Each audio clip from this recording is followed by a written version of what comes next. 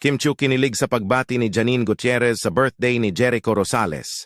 Sa kabila ng mga walang humpay na intriga at chismis na ibinabato sa mga personalidad tulad ni Kim Chiu, Paulo Avellino, Janine Gutierrez at Jericho Rosales, madalas na nalilimutan ng mga tao ang tunay na relasyon at pagkakaibigan sa likod ng mga isyong ito.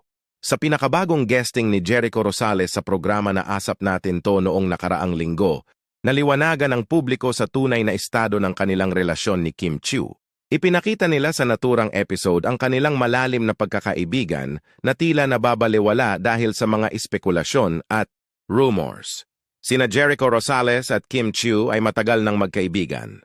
Madalas silang makikita na nagtutulungan sa iba't ibang proyekto at palabas sa industriya ng showbiz. Ang kanilang pagkakaibigan ay tumagal sa kabila ng mga pagbabago sa kanilang career at personal na buhay. Full details and comment.